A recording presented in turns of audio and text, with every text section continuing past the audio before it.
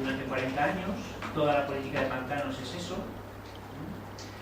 Desde luego, en los primeros años del PSOE intentó remediarlo y hubo ahí un plan de industrialización difusa para intentar vencer esta tendencia, pero apenas se quedó en nada y a partir de entonces, bueno, pues ningún gobierno realmente ha hecho nada por resolverlo.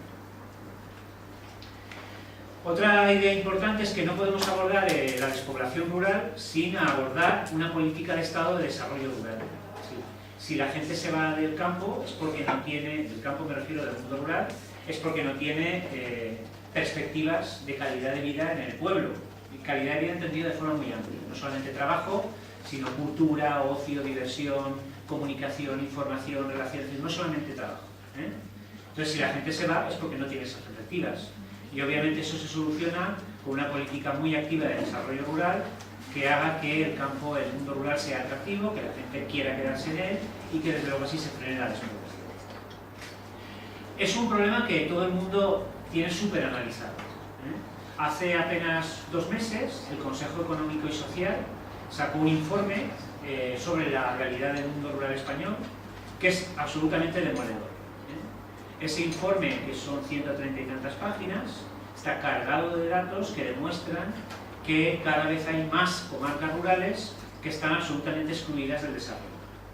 Y sin embargo, pues nadie del gobierno reaccionó a ese informe del Consejo Económico y Social, la ministra de Agricultura y Medio Ambiente, por supuesto, tampoco dijo nada, y bueno, pues es como si no importara, no sé muy bien para qué sirve el Consejo Económico y Social.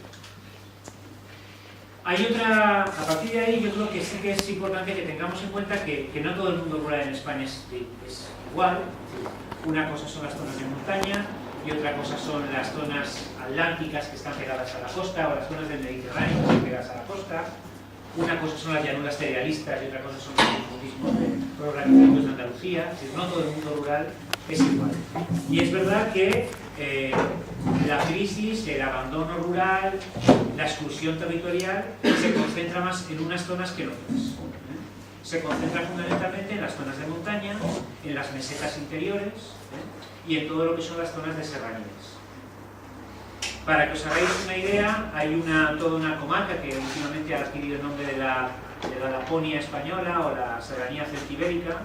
Son 1.632 municipios, ¿vale?, en los cuales el 52% de las localidades están a más de 1 hora de coche de un núcleo urbano. Cuando uno se sitúa a más de 1 hora de coche de un núcleo urbano, evidentemente tiene ya muchos elementos de sus posibilidades de vida cercenados. La despoblación es la cara visible de la desigualdad territorial. Si hablamos a veces que existe exclusión en las personas o en ciertos colectivos, y existen personas que sufren la exclusión, o personas que sufren o que viven en condiciones de pobreza, también podemos decir que hay territorios excluidos. Y en España hay pues en torno a 105 comarcas que están absolutamente excluidas. Y están excluidas, bueno, pues porque efectivamente la despoblación les ha situado ahí. Frente a eso, yo creo que hay que empezar a mirar al medio rural de otra manera.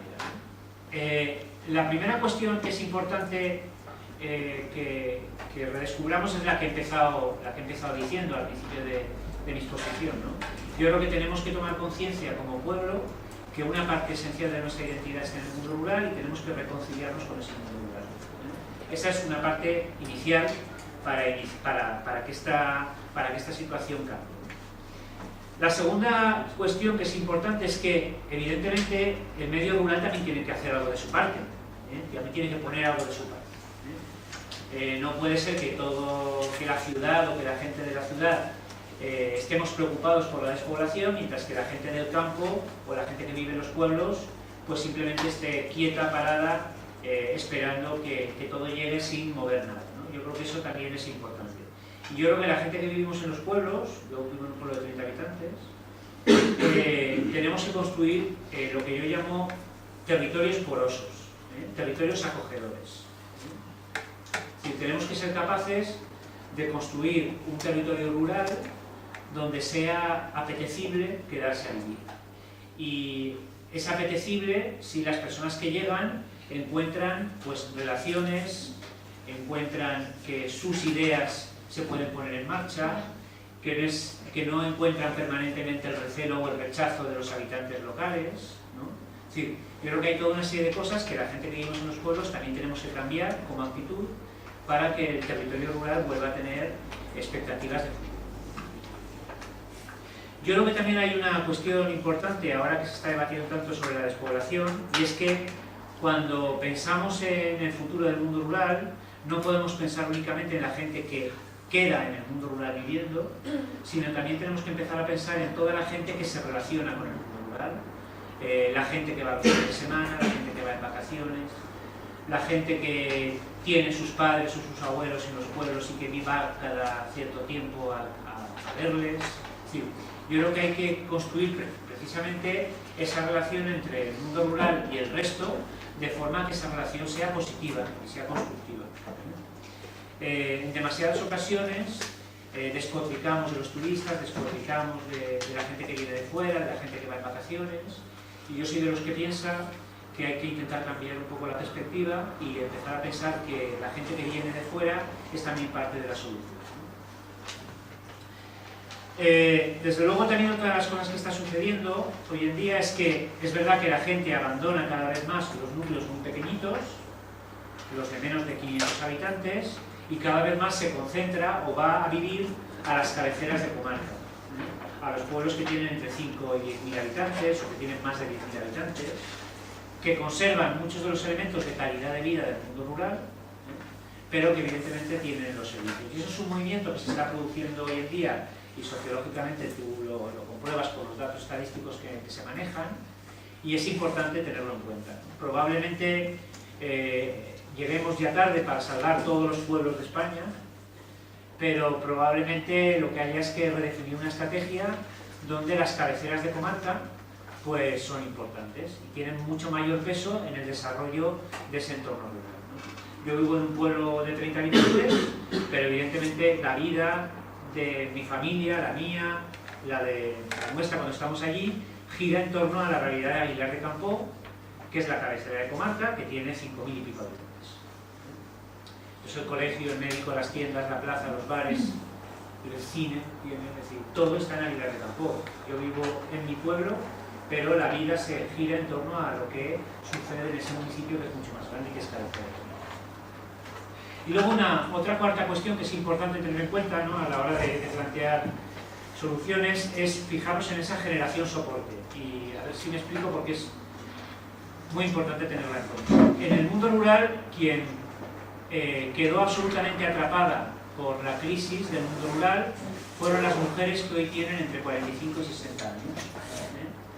Son mujeres que no estudiaron, la mayoría de ellas, no pudieron desarrollar una vida profesional, se quedaron atrapadas en el pueblo, son cuidadoras de los ancianos, son cuidadoras de los nietos, no tienen coche, por tanto no conducen, y mantienen todas las actividades reproductivas, de cuidado, y muchas veces incluso también aportan dinero a casa como utilidad, ¿no? Esa generación soporte de mujeres entre 45 y 60 años cumple un papel fundamental en este momento, porque además curiosamente son las más activas socialmente. Cuando tú vas a cualquier asociación de un pueblo, o cuando vas a una reunión, una charla o una asamblea en un pueblo, fundamentalmente lo que encuentras son mujeres que salen de sus casas y que se meten en la asociación de mujeres, en la asociación, en el AMPA, en la asociación cultural.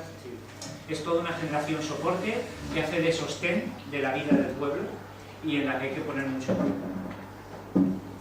Y ya para ir terminando, sí quería un poco centrarme en algunas ideas sobre el tema de la sostenibilidad, ¿no? Una de las cosas que he empezado diciendo es que la realidad es que hoy por hoy el 20% de la población gestionamos el 80% del territorio.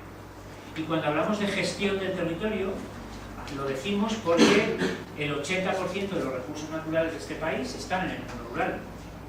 Los valores naturales, la biodiversidad, el patrimonio natural, sobre todo está en el mundo rural. Y el patrimonio natural hay que conservarlo y hay que gestionarlo. Es decir, no se cuida solo, no se mantiene solo. Entonces, la población en el mundo rural en este momento, con muy poquita gente y además muy envejecida, es la responsable de mantener la gestión y el cuidado y una gran cantidad de recursos naturales que en este momento son esenciales para una política a futuro de sostenibilidad. Yo creo que una de las ideas que se aposentaron durante muchos años en España es visibilizar a los agricultores, a los ganaderos, a las ganaderas, a las pastoras, como las que destruían el medio ambiente. Y no somos conscientes que los ecosistemas que hoy tenemos en nuestro país son fundamentalmente ecosistemas antropizados. Son así porque la acción humana ha intervenido en ellos. Cuando vemos una montaña, cuando vamos a una montaña de Asturias, vemos una montaña antropizada. Una montaña donde el ganado extensivo, la ganadería extensiva, ha ido configurando un paisaje de una determinada manera. Los paisajes en este momento de la península que se abandonan acaban en manos del fuego, o en las llamas del fuego. No son paisajes que se convierten en vírgenes y que por lo tanto son pues eso, ¿no? las reservas que podemos tener en el. Yo creo que esto es un reto importante en un momento en el que el debate de la despoblación está en el candelero político y que también el debate sobre la sostenibilidad está también encima de la mesa. No podemos gestionar recursos naturales sin gente. Eso es muy importante.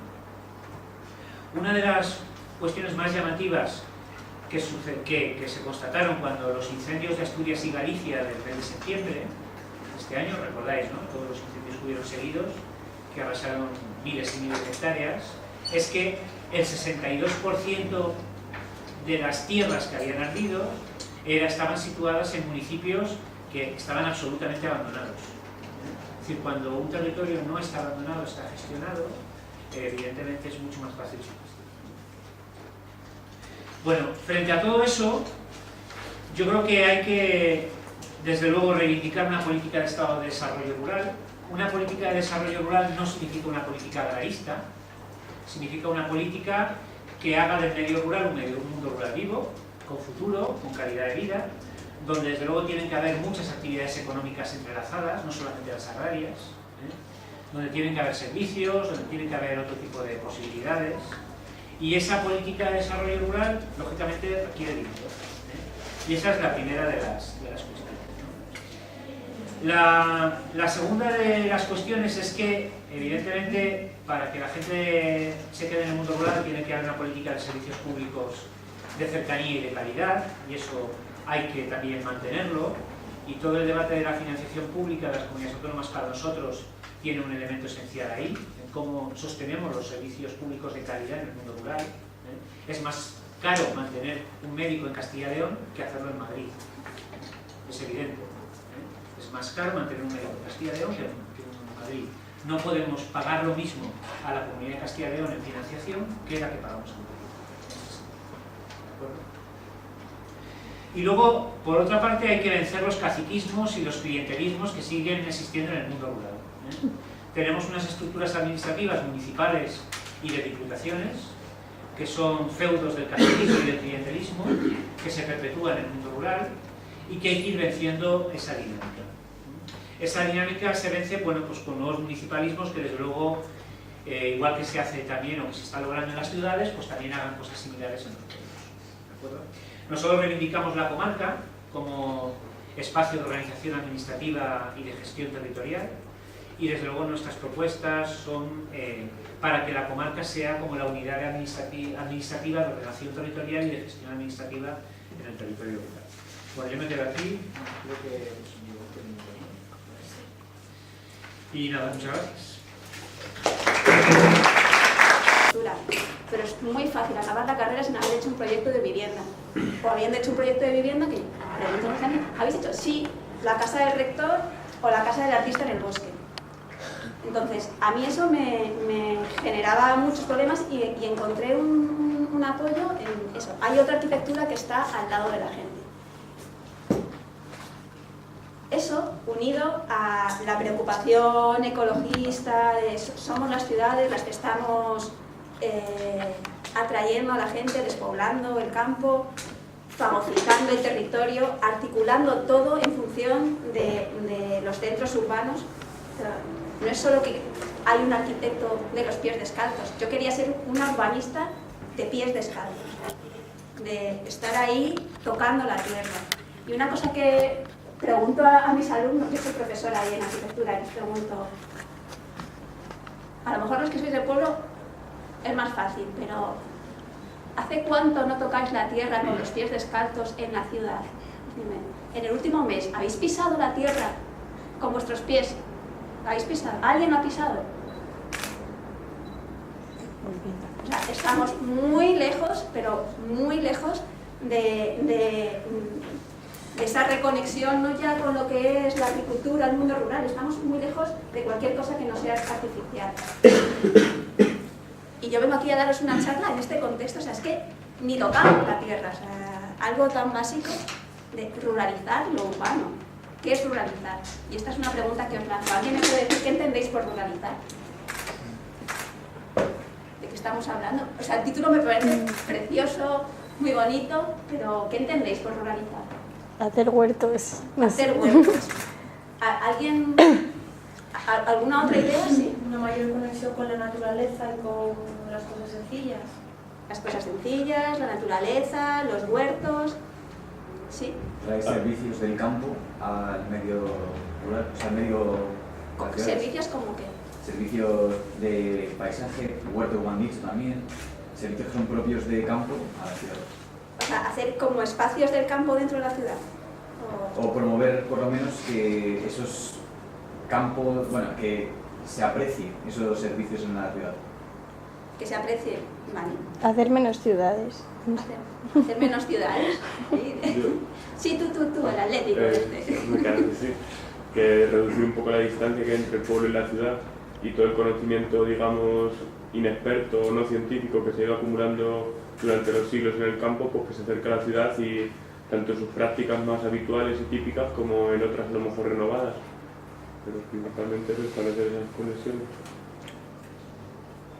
Muy bien, o sea, habláis un poco como de cosas físicas, de espacios, pero también de relaciones y de conexión, que para mí es fundamental.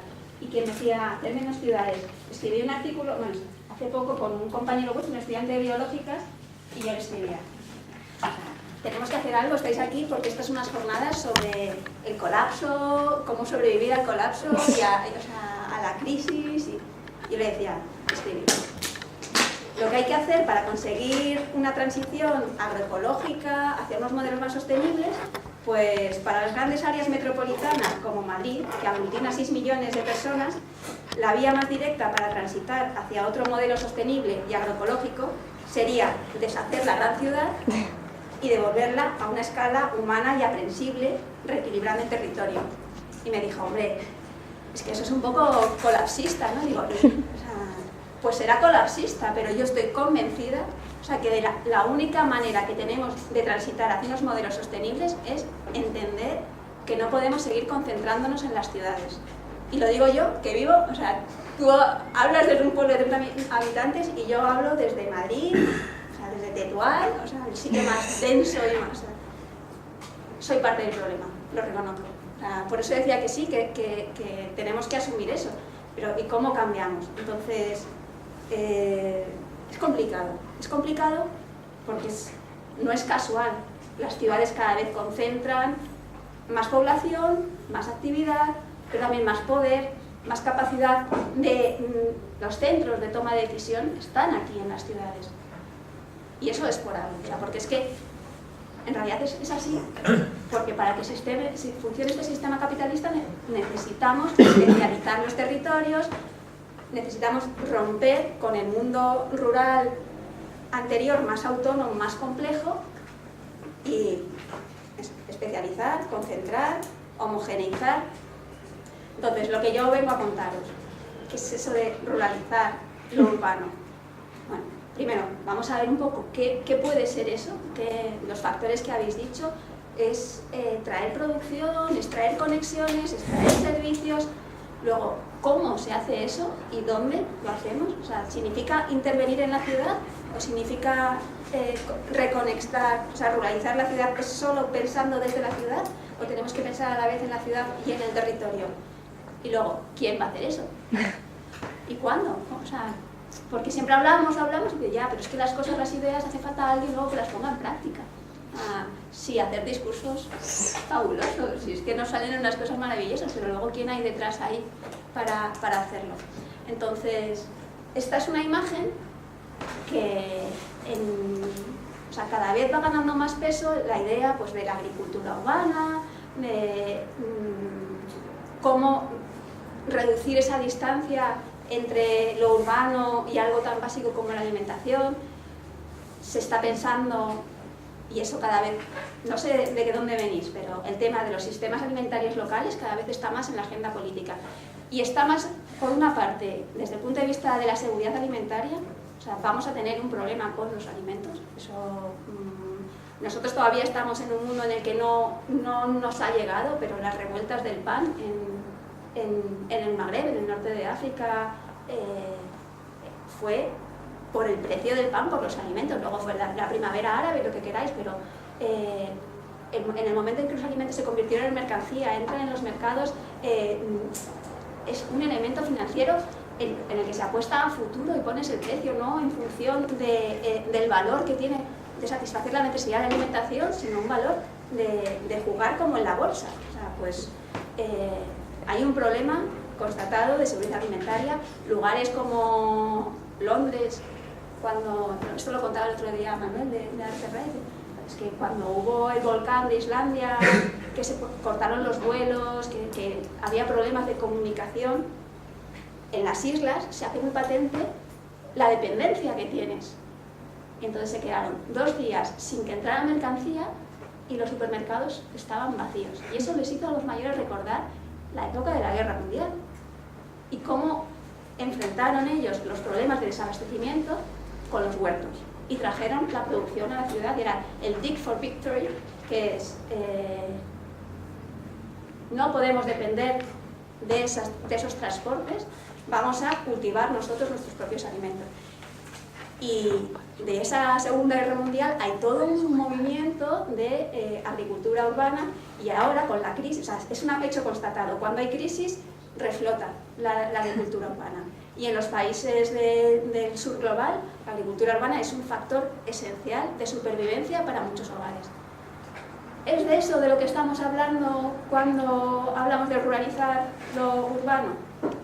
A mí me preocupa, porque creo que hay un factor fundamental, que es entender que tenemos una herramienta en los sistemas alimentarios. Tenemos más cifras. Gastamos 67.000 millones de euros para alimentarnos en España. Cada hogar destina más de 4.000 euros de media al año para alimentarnos, para comprar alimentos. Realmente es parte importante de nuestra vida cotidiana y de nuestro bolsillo.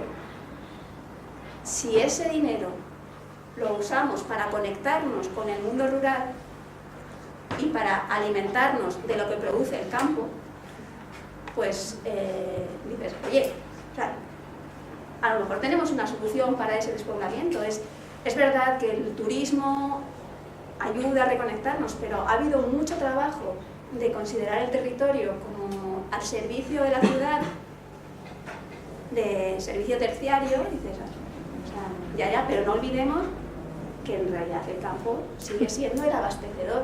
Entonces, ahora mismo no abastece el campo a la ciudad. Si trazamos el camino que recorren los alimentos, lo que llega a Madrid no viene de Madrid ni del entorno. Entonces, hay un trabajo ahí de ver qué podemos hacer de reconectar el campo y la ciudad a través de los sistemas alimentarios. Pero eso también, hay una parte un poco perversa que es, pues vamos a ruralizar la ciudad llenándolo todo de cosas verdes. Y las azoteas verdes, y los muros vegetales, y ¿dónde nos lleva eso? Pues, vas a ver. No sé.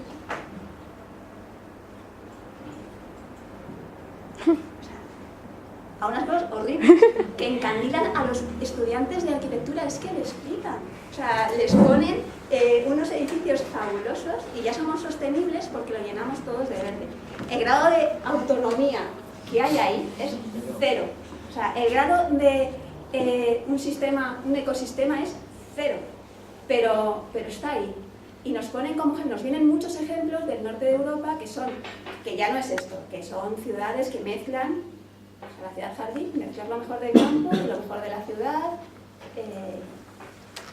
Y había modelos interesantes de hacer eso, pero ¿tiene sentido importar esos modelos? O sea, es que no he encontrado la imagen, pero hay una imagen fabulosa de Agromer, que es una ciudad que quieren hacer en el centro de Holanda, un país que no sé para qué quiere seguir creciendo demográficamente ni en ciudades, pero bueno, lo que van a hacer es una ciudad que mezcla, o sea, te sacan unas vaquitas en medio de las casas y un tractor circulando por la ciudad y dices, jo, qué bien, porque es que ya vamos a crear una ciudad, pero a la vez que la construimos ya nos estamos garantizando el suministro de alimentos. Pues a lo mejor no va por ahí la cosa. Entonces, hay otra visión un poco más radical que dice, no, ruralizar la ciudad es desmontar la ciudad y trazar ese surco. Y, o sea, lo de la frase esta que, claro, vuestro compañero me decía, y la gente, o sea, en realidad no es posible, tampoco es posible llegar, o sea, vivimos donde vivimos por unas causas, no podemos cambiar eso simplemente diciendo aquí vamos a levantar los edificios y vamos a meter el campo, una cuña del campo en la ciudad, porque no funciona. Entonces, o entendemos las causas que, como decía Fernando, no son de los últimos 30 años, está en el pozo de nuestra cultura, nuestra idiosincrasia, o ruralizar la ciudad se puede quedar en algo muy anecdótico de poner cosas verdes y poner huertos, que luego voy a hablar y que son fundamentales. O sea que todo esto es simplemente como para entender que es ruralizar, es reconectar con lo rural, y en realidad si queremos ruralizar desde un esquema de superar o de encontrar un camino a las crisis ecosistémicas a las que nos enfrentamos, tendríamos que entender qué hay detrás de la concentración de la población en las ciudades y que hay una ruptura con los sistemas campesinos. O sea, estamos aquí porque el capitalismo nos quiere concentrados en ciudades y porque quiere que no funcionen sistemas autónomos en el mundo rural. Entonces, ¿qué hizo? Cambiar los sistemas de gestión del territorio que se basaban mucho en lo colectivo y lo comunal, y cambió eso por relaciones de mercado. Y relaciones de mercado y asalariadas. Y romper la autonomía de las comunidades con sus territorios. Eso, y acabar, y poner como el eje de todo el sistema económico en la propiedad privada. Y así estamos ahora, y eso, o sea, expulsó, o sea, rompió la capacidad de los territorios de funcionar autónomamente. Entonces está muy bien recuperar las comarcas, pero hay que cuestionar no solo la organización del territorio desde el punto de vista de las comarcas, sino la organización del territorio desde el punto de vista de cómo vivimos, cómo trabajamos, cómo producimos, cómo consumimos. Entonces ya sí que puedes... esto es energía eléctrica, pero pasa lo mismo con todo. Ahora mismo las ciudades son sumideros de recursos. El campo produce servicios, como decís aquí, produce servicios ambientales, produce servicios de todo tipo, y los consumimos en las ciudades. Bueno, esto es energía y es que se ve como el pozo que da miedo, pero si pensamos en flujo de materia, o sea, es lo mismo. O sea, todo se concentra, el consumo se concentra en las ciudades. Y pasa. Entonces, hay una manera que se está trabajando el tema de la reconexión urbano-rural pensando en la producción, y estos son unos esquemas, pues la gente de Londres, que dice, pues mira, lo llevan al terreno de la planificación, sin cuestionar realmente el sistema de fondo, simplemente, bueno, con lo que tenemos, y no podemos decir a la gente que viva donde queremos que viva, cada uno vive donde buenamente puede, donde buenamente quiere, y menos en algunos países como en Cuba, que está planificado, y que por eso cuando llegó la crisis a Cuba, fue una solución la agricultura urbana, pero porque tenían un territorio ya equilibrado. Ahora mismo hay una crisis aquí y nos queremos poner a producir alimentos como han conseguido producir en Cuba, en Madrid, y nos reímos un poco.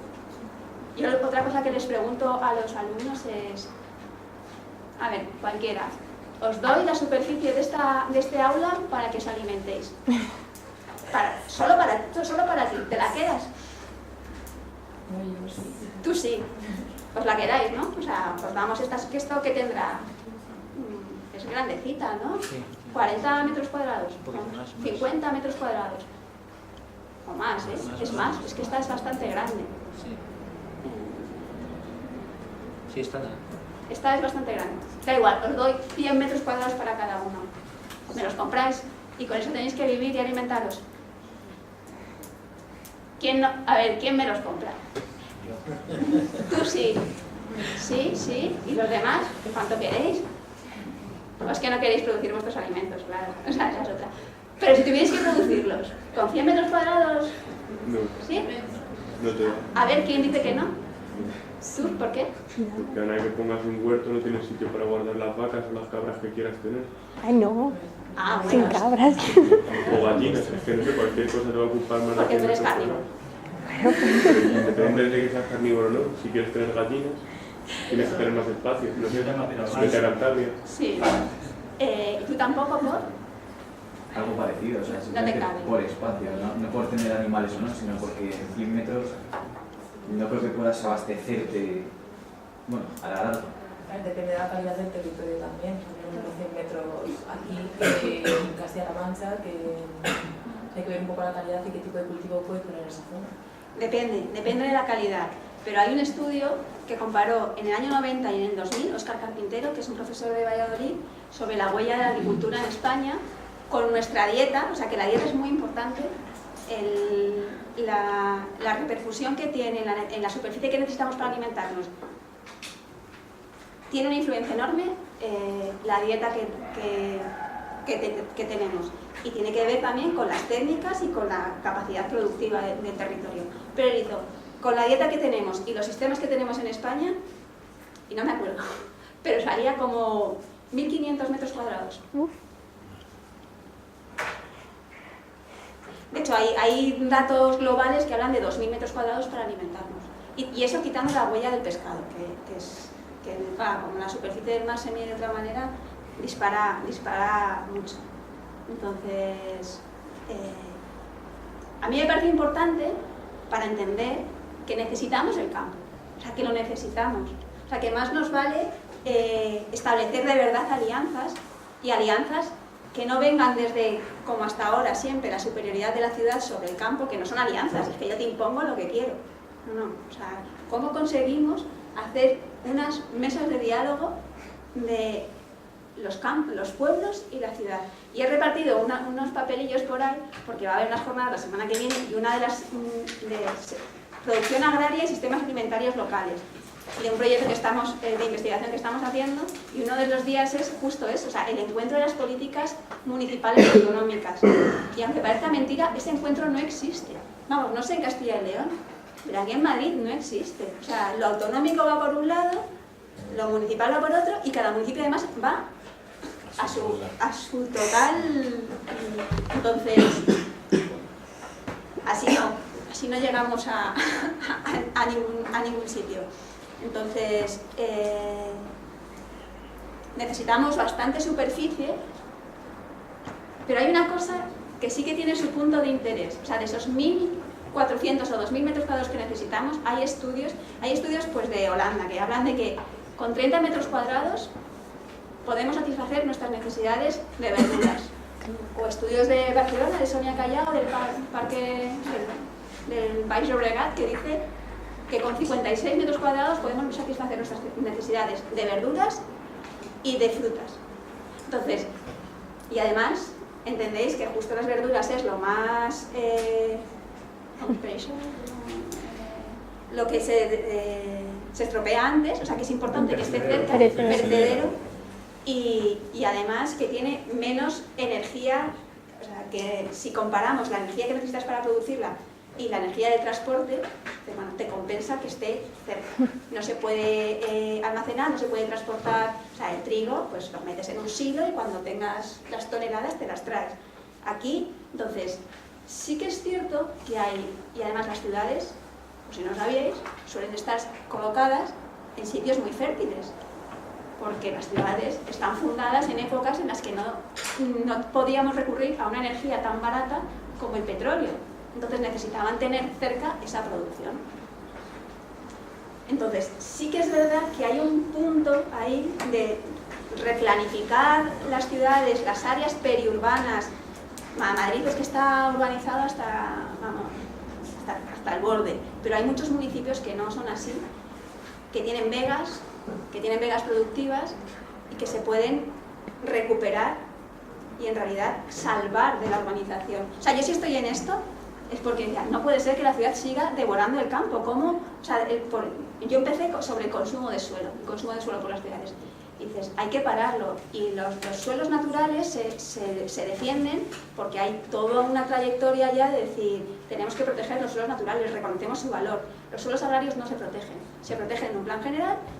Cuando llega el siguiente, si hace falta urbanizarlo, se urbaniza, porque no les da el valor que tienen. Entonces, la manera de proteger es reconectar, recuperar en el imaginario de todos la importancia que tiene la proxa, es que nos va la vida en ello, es que nos alimentamos. Podemos vivir sin muchas cosas, pero la alimentación no es un capricho. O sea, de hecho, la alimentación la necesitamos. Entonces, si empezamos a entender eso, empezamos a entender que es verdad que las ciudades están colocadas en sitios muy estratégicos, que sus suelos tienen una gran capacidad agrológica por lo general.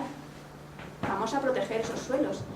Y uno empieza protegiendo los suelos de tu ciudad, empiezas a reconectar con la importancia de la alimentación y acabas entendiendo la importancia del campo, de las comarcas y cambiando el esquema de entender el territorio. Y no sé por dónde iba la siguiente diapositiva, pero igual es el momento de pasar, no sé qué tal voy.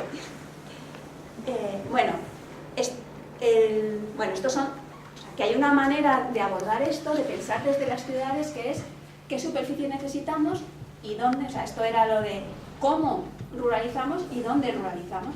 Necesitamos encontrar también los espacios para esa producción, necesitamos preservarlos. Eso, o sea, es que parece ya no hemos aprovechado la crisis, siempre es como no hemos aprovechado la crisis. Cuando se paraba todo el rollo de la construcción, teníamos que haber estado ahí para blindar los suelos agrarios. No. Y entonces a ver otra vez grúas, ¿sí? Pues no, por favor, no, vamos. Bueno, hay que estar ahí peleando y pegándose y defendiendo, y si conseguimos que eso esté respaldado por leyes, pues mucho mejor que si no, pero si no, detrás de cada plan, los colectivos movilizados para defender el territorio agrario. Entonces, hay toda una línea de trabajo ahí que es cuantificar, justificar, explicar a la sociedad la importancia que tienen estos suelos, la importancia que tiene la producción agraria, que nos hace más, un poquito más autónomos. Esto lo hemos hecho, o sea, hemos estado trabajando Nerea y yo, que somos dos arquitectas de la escuela, en la Estrategia Alimentaria de Madrid, y lo hemos hecho comparando cómo estamos de cerca o de lejos de alimentarnos, y esto solo pensando en la Comunidad de Madrid con nuestras dietas actuales, y en realidad, por ejemplo, también por cómo es la Comunidad de Madrid. O sea, los que sois de montes forestales, de medio rural, lo veis. O sea, tenemos toda la sierra ganadera. Entonces, hay una producción ganadera bastante interesante en la Comunidad de Madrid que hace que el 46% del consumo de la comunidad podría ser, o sea, cubierto por la producción que hay ya. Eso sin cambiar los sistemas de producción. Leche, miel y huevos 19%, y en cambio legumbres, hortalizas, frutas, frutos secos 5%. Entonces, hace falta hacer cálculos también. O sea, aquí hay un momento en el que no se trata solo de soltar ideas, sino ponerse detrás, y lo digo porque no sé de qué formación seréis, pero seguro que vienen bien. Los que lo podáis atacar por la vía de lo legal, lo que lo podáis atacar por la vía filosófico, sociológico, también económico, biológico, agrónomo, o sea, en realidad esto es muy transversal y hacen falta muchas disciplinas. Y esto es un ejemplo también, o sea, que las ciudades están cada vez más, poniéndose en el papel de cómo pensamos los sistemas alimentarios, que hasta ahora habían quedado bastante fuera de las políticas urbanas. O sea, se tocan bastante poco desde las políticas agrarias, pero es que ya de la urbana, o sea, una ciudad tenía que preocuparse pues y los urbanistas pensábamos pues en la luz, en el agua, en el saneamiento, en la vivienda, en los equipamientos, pero no pensábamos en la alimentación. De hecho, no pensábamos. Y cada vez se está entendiendo que hace falta pensar y recuperar eso. Entonces, tenemos también un papel como urbanistas y como ciudadanía y como políticos.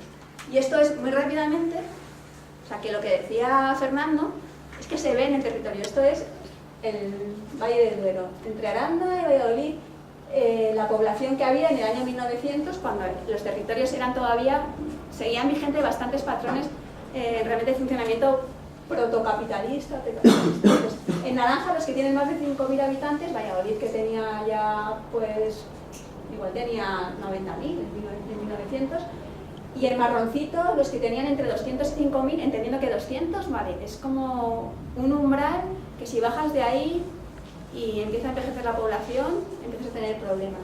En 1900, bueno, pues las cabezas comarcales, o sea, ves el territorio y ves, o sea, que había una concentración de población realmente distribuida. Entonces, bueno, teníamos Aranda, Peñafiel, Valladolid, Tordesillas, Roa. Roa era pequeñito, de 3.000, además es que era 3.000, 5.000, 10.000, 30.000, 100.000, o sea, empiezas a poner números y tienes su sentido. En el 1950, o sea, hasta los años 50, esto se mantuvo así. La gente, también, bueno, la década perdida de los 40, o sea, aquí hay, claro, mucha historia detrás. Pasa. Y esto se rompe en el 81, o sea, los 60 son los años, o sea, realmente de la gran emigración a las ciudades. Las ciudades se montan unos líos tremendos para acoger a esa población, o sea, todas las barriadas, toda la expansión desordenada, mucha especulación urbanística, es de los años 60. Y eso lo que hace es vaciar el territorio. Y aquí,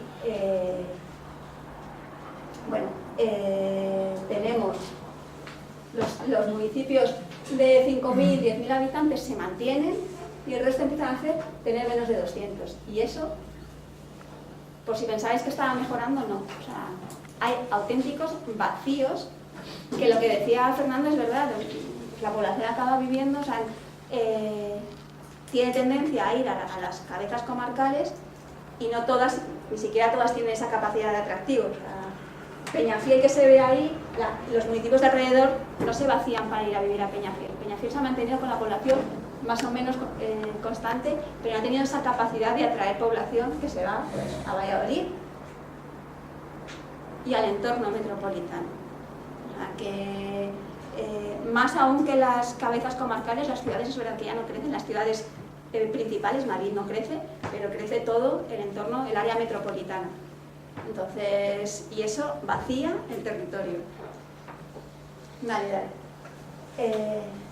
Entonces, ruralizar la ciudad, o sea, si queremos ruralizar la ciudad y repoblar el campo, solo podemos hacerlo entendiendo que no es solo una cuestión de población, es una cuestión de sistema económico, de sistema social, y podemos ver cómo funcionaba y decir, pues es que a lo mejor o encontramos una manera de volver a reorganizarnos o estamos siempre insistiendo en algo que no tiene sentido porque es que no queremos cambiar lo fundamental, que es lo que sustenta esta distribución de la población en el territorio, que es un sistema que concentra y que necesita las grandes ciudades. La economía de escala se basa en homogeneizarnos culturalmente y espacialmente. Y homogeneizarnos como patrones de consumo y especializarnos. O sea, un territorio especializado en producir vino, lo que sea. Y eso genera muchas dependencias del territorio. Entonces entras en una rueda de la que no puedes salir. Para eso no es solo devolver, o sea, cómo pensamos los territorios para que funcionen, cómo nos reconciliamos con el mundo rural. Es decir, bueno, pues cuando cuando el sistema se basaba en un territorio complejo, había una correlación entre el tamaño de los núcleos y su capacidad de abastecimiento, cosa que se ha roto, porque tenemos la energía barata de transporte, o sea, lo que funcionaba con ciclos cerrados verticales y basado en la energía del sol se desplaza a todos son funcionamientos horizontales basados en una energía barata, que es el petróleo, que se nos acaba. Tenemos que entender también que este sistema se apoyaba en soluciones blandas, adaptadas al contexto y de las que se podía aprender y reaccionar. Y a eso se le impuso un sistema de soluciones tecnológicas desde fuera y además alejadas de la capacidad de cada uno. O sea, pues si es que te deja de funcionar la máquina y no sabes qué hacer. O de pronto cambia, tú llevas toda tu producción de remolacha a la fábrica CAR, la fábrica a la gran fábrica, o sea, la fábrica que no es de tu municipio, que es de todo, ni siquiera de la comarca, es de todo el territorio, se va a pique y estás perdido porque no puedes reaccionar a eso. Hay unas lógicas económicas que escapan totalmente de tu capacidad de reacción.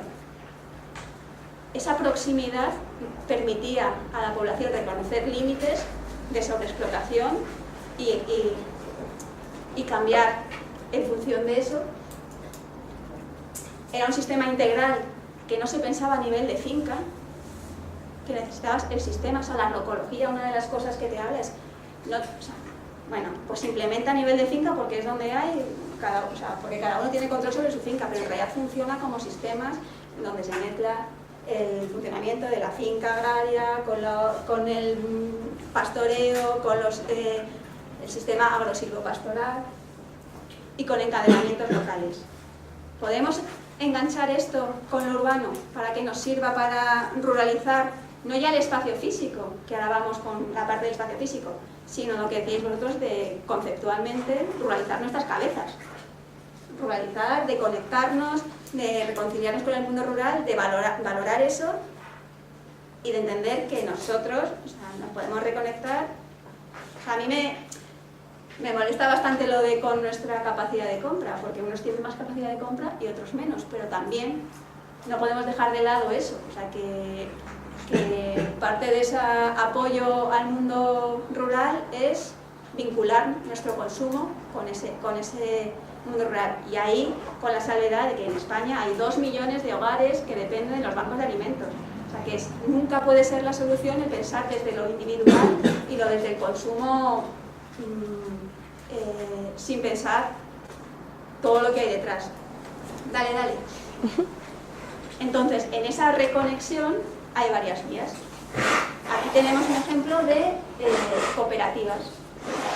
Ruralizar lo rural es también vincularnos realmente en proyectos que hay de muchos tipos. Hay grupos de consumo, pero también hay... O sea, yo vengo de una cooperativa integral que hago una producción, distribución y consumo.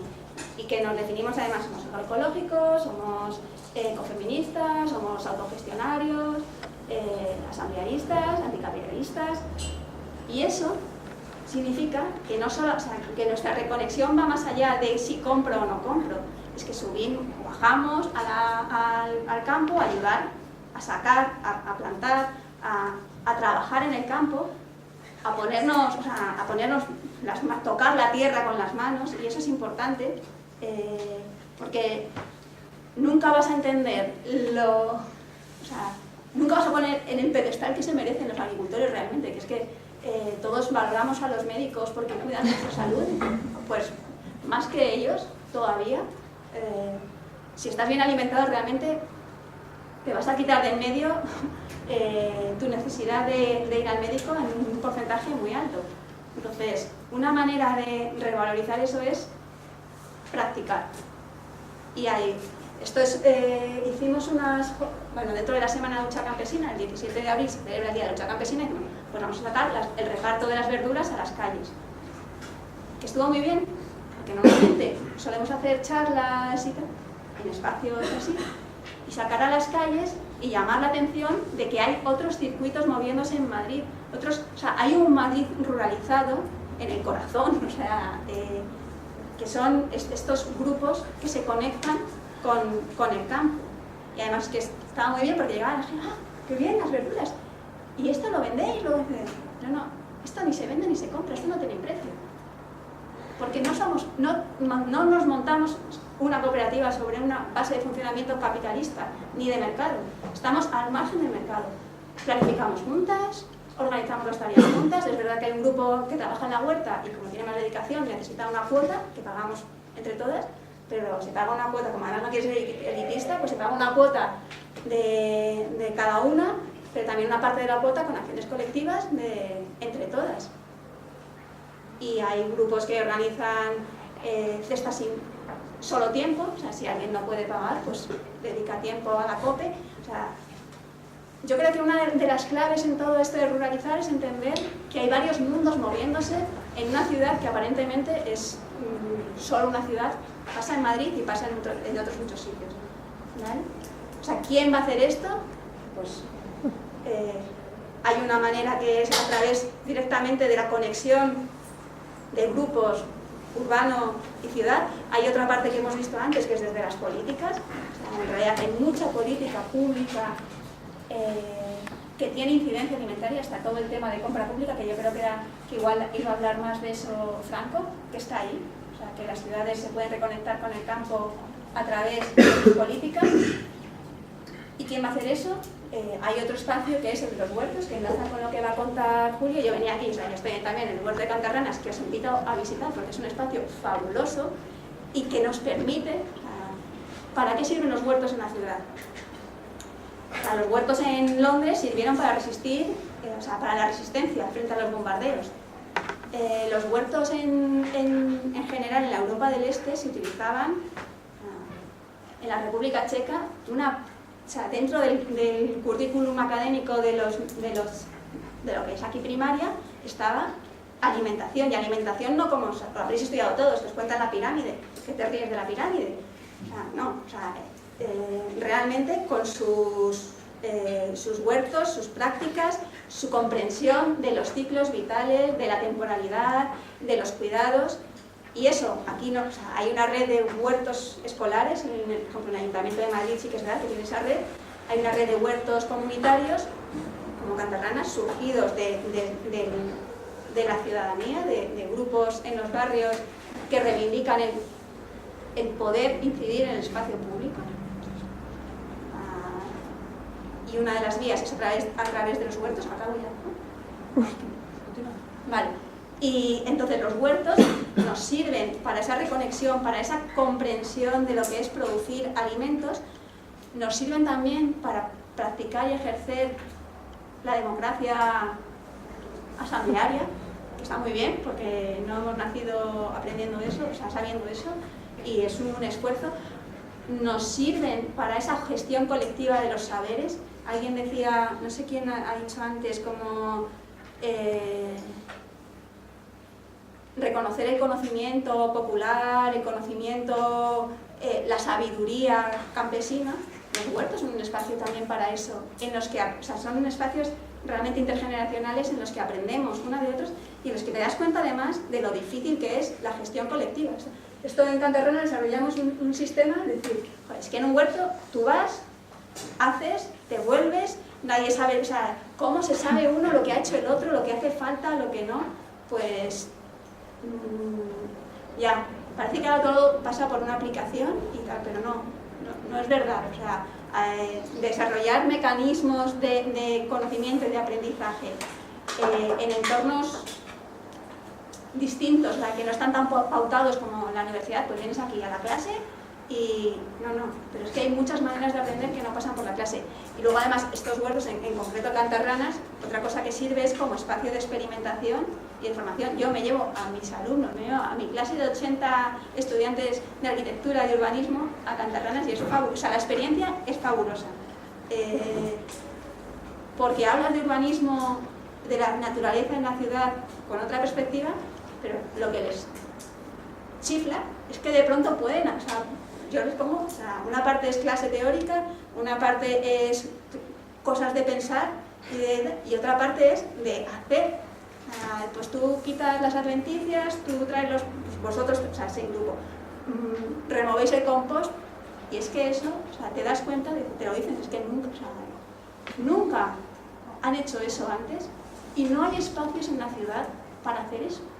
O sea, todo está absolutamente regulado, las zonas verdes, digo, pero, o sea, no es que no hayáis caminado descalzos, es que digo, pero te has subido a un árbol, o sea, desde pequeño, y que te decían, ¿dónde es tu madre, niño? Baja. Entonces, vivimos en unos entornos que nos desconectan de lo rural y nos desconectan de lo natural, y en eso, para eso, están ahí los huertos como una opción de Pablo Llovera, el hermano de Franco que está aquí, que es uno de los impulsores de la red de huertos, que dice, son espacios de alfabetización agroecológica. Si queremos prepararnos para esa transición que necesitamos, un espacio de aprendizaje fundamental pueden ser los huertos en la ciudad, que en un espacio relativamente pequeño nos permiten aprender de todo. Y dale que ya acabo. Otros agentes en este cambio, en esta transición, pues son los movimientos agroecológicos. Aquí os traigo de la plataforma Madrid Agroecológico, que se montó hace un par de años, es heredera de la iniciativa por la soberanía alimentaria de Madrid, que está trabajando para incidir en las políticas públicas sobre alimentación, y esta incidencia en las políticas públicas es desde la idea de reconectarnos con lo rural y desde plantear alternativas en los que estemos más en equilibrio la parte que concentra el poder, que es la ciudad, con la parte de los núcleos. Eso significa que la plataforma está llena de productoras agroecológicas de fuera de Madrid, o sea que eso es una parte de traer, o sea, no es que nosotras pensemos que es lo que tenemos, que nos sentamos juntas a pensar, a plantear y a reivindicar la parte urbana y la parte rural. Y dale, yo no sé si queda algo más.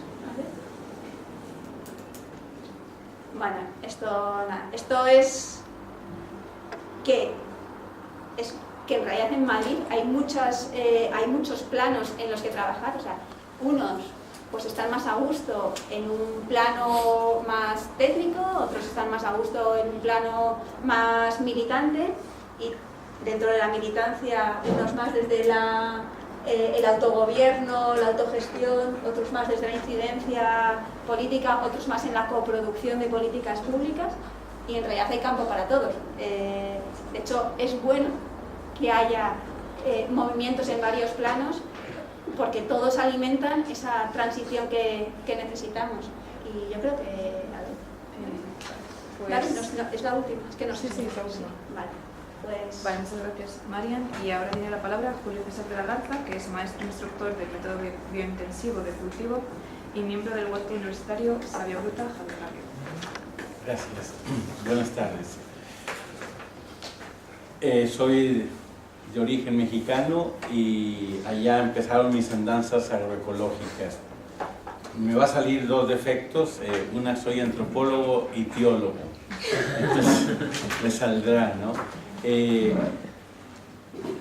los años 70 tuve oportunidad de meterme en el desierto de México, y lo saco a raíz de un comentario de unas aportaciones de Marian. Empezamos a buscar en el desierto la solución de la alimentación. Es una parte bastante deprimida, más o menos se hablaba en aquel entonces, en los años 70, $0.50 de ingreso por familia diario, no per cápita, por familia. Se vivía pues de una situación bastante deprimida, y empezamos a buscar alternativas. Siempre, yo vengo de familia campesina, en una comarca en México bastante agroindustrial, y entonces pues te vas con esa mentalidad al campo, ¿no? Y dentro de las cosas que chocaban para poder hacer el proyecto que queríamos con la gente, que era que se alimentara, pues era de que no tenían los medios, no había tractores, no tenía ni siquiera sembradoras para poner en unas mulas o en unos burros o en unos bueyes, simplemente tenían el arado y con muy poquita agua. Y estando en ello nos llega a las manos un proyecto que es el método biointensivo de cultivo de alimentos, y ahorita que hablábamos de cuánta área se necesita para alimentarnos, se necesita muy poca área. Si pensamos solamente en nosotros, pero si pensamos que también tenemos que alimentar el suelo que nos da de comer, la cosa cambia. O sea, si nosotros queremos hacer un huerto sostenible, sustentable, pues tenemos que pensar cuáles son las necesidades del suelo. Y leyendo aquel método, el método intensivo, me llegó una frase que fue la que me convenció en la introducción. Y decía así: tú alimenta el suelo y él generosamente te da más comida. A partir de ahí dije yo, este es el método que necesitamos para el desierto. Yo me fui con un cura a visitarle un mes y pues me quedé 15 años. Me quedé 15 años en el desierto. Y ahí fue donde empecé con este método.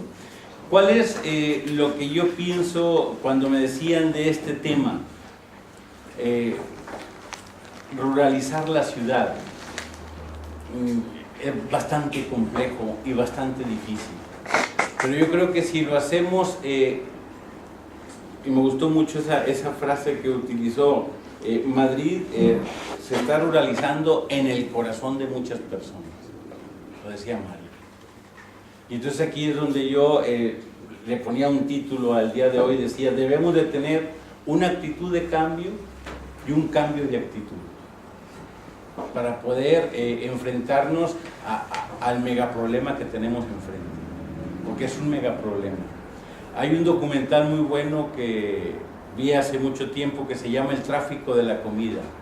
El paquete que te compras en el súper de carne viene empacado así desde Argentina. No es que aquí lo vayan a empacar. Aquí no llega la carne para destazarla. O sea, hablo de las grandes superficies. Si tú vas a Carrefour y te compras un paquete de alimentos, ese paquete sí viene de origen.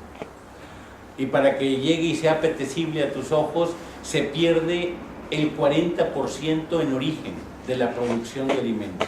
El 40%. Se pierde. Luego, en las grandes superficies se calcula que se pierde un 15%, porque se empieza a deteriorar. Y en casa se pierde aproximadamente un 30% de lo que compramos. Si a esos porcentajes los vamos sumando, es un porcentaje muy alto de desperdicio por la falta de conciencia. Por eso hablo de un cambio de actitud y una actitud de cambio. Y para hacer los cambios, ¿qué se le vendió al área rural? Pues de que la zona urbana era mejor, tenía mejores servicios, se podía vivir mejor, tenía mejor espacio cultural, mejor espacio educativo, en detrimento del área rural. Y entonces se empieza a abandonar el campo. En la actualidad el bienestar va muy unido al hedonismo. Yo siempre les digo a mis hijos, tengo una ristra grande de 5 hijos en casa, de 22 años el mayor y año y medio el menor.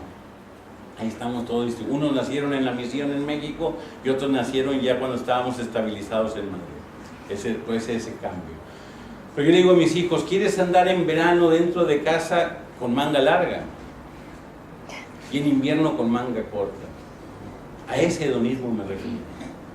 ¿A costa de qué? A costa del medio ambiente. A costa de no hacer ciudades sustentables. Y el campo se empieza a vaciar. El campo se empieza a vaciar. ¿Por qué? Pues porque aquí se ofrecen mejores alternativas, entre comillas, de vida. Mejores alternativas de vida, y lo pongo entre comillas. En la década de los 70, de los 80 del siglo pasado, se dio ese fenómeno, el de urbanizar el área rural. Y es impresionante porque yo trato de irme a un pueblo de Segovia y ahí pasamos normalmente el verano. Quisiéramos irnos a vivir allá, salirnos de Madrid. Ese es el planteamiento de nuestra familia.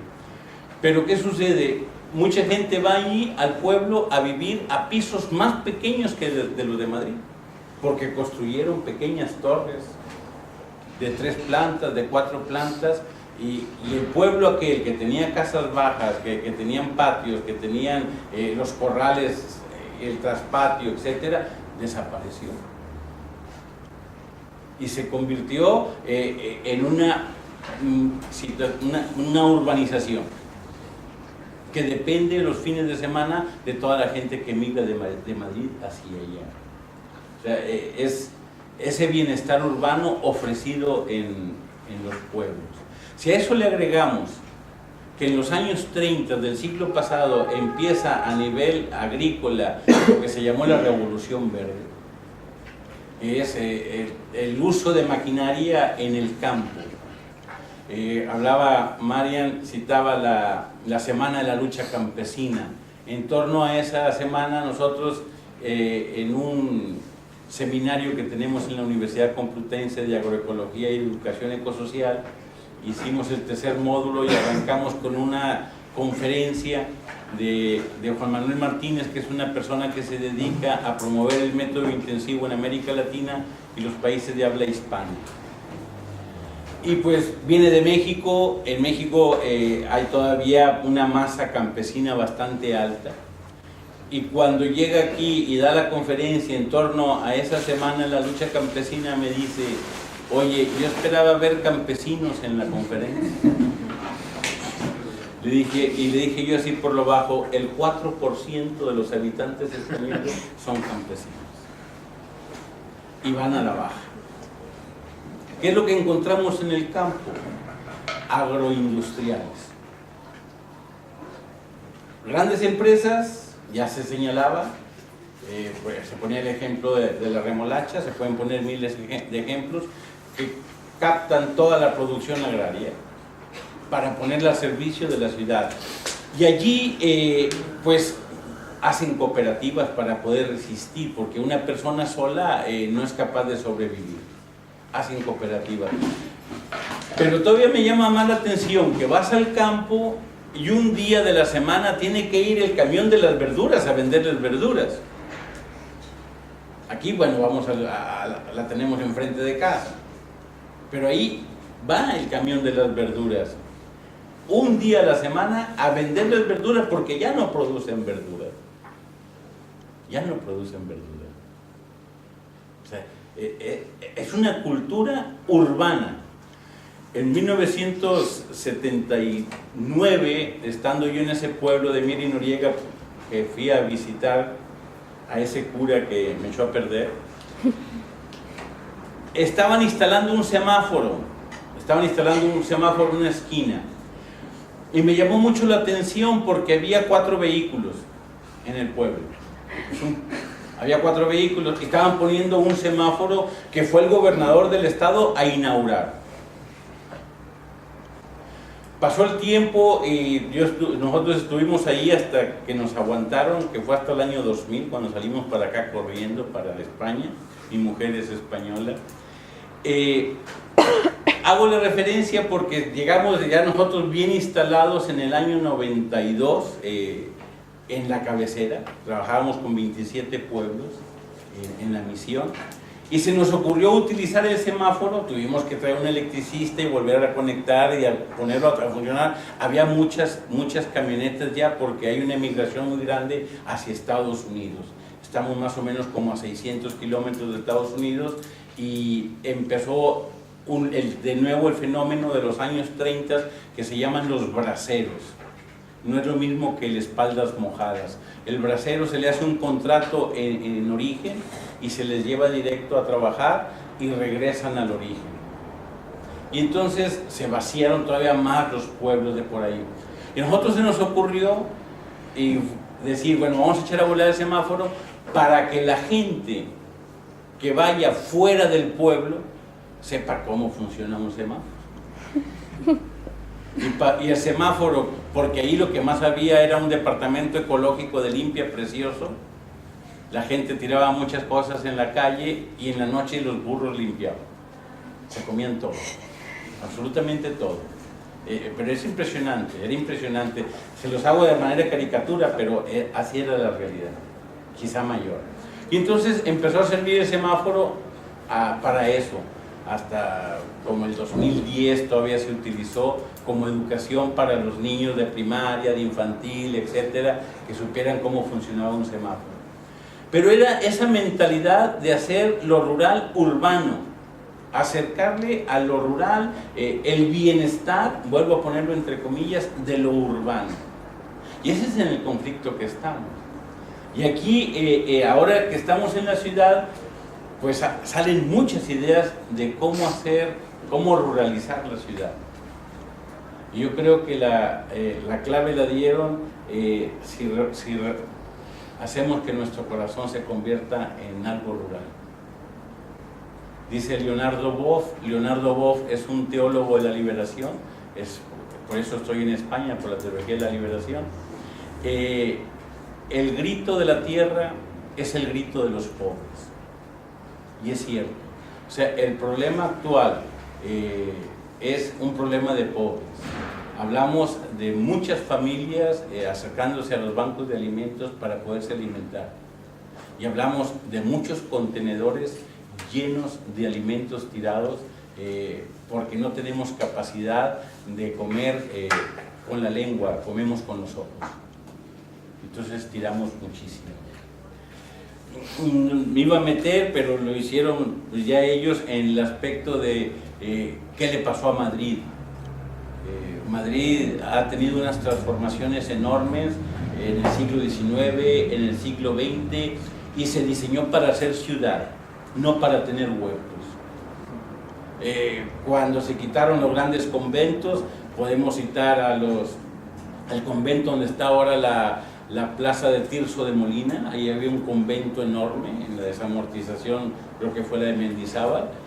Se quitó el convento y se pensó en área verde, pero se construyó una plaza. O sea, tenemos junglas de asfalto por todos lados. Y nos van vendiendo la píldora, ya presentaban los proyectos arquitectónicos de cómo hacer verde Madrid. Lo que les voy a decir no es broma. Las plantas nucleares están pintando de verde las chimeneas. Las están pintando de verde. O sea, por allí nos venden y nos lo tragamos. No lo digerimos, nos lo pasamos entero. Y ahí vamos cayendo, vamos cayendo. Hablaba al principio de hacer mejor, para mí, el planteamiento de hacer sustentable una ciudad. ¿Cómo podemos hacer sustentable nuestra ciudad? Y cómo contribuir nosotros desde casa a hacer sustentable la ciudad. Tengo un compañero aquí en Madrid, en el método biointensivo, que lo conoce muy bien Mariam. Él es dogmático, yo soy heterodoxo. Entonces, lo comento porque hay muchos mitos en torno, por ejemplo, a la composta. En casa, si yo les dijera, ¿quién separa? Es pregunta que hago. ¿Quién separa los productos para hacer composta en casa? De los que separan productos, ¿qué hacen con los productos de origen animal y que están cocinados, los que coman carne? ¿Qué hacen? ¿Se van a la composta o no se van a la composta los sobrantes? No van. La pregunta que les lanzo... No hay ni siquiera sistemas de separado. La pregunta que les hago es, ¿por qué no van a la composta? Tardan más en degradarse y mezclarse con el resto de material de compost. Estoy de acuerdo contigo, pero si no los ponemos tampoco se biodegrada. ¿Me explico? Por ejemplo,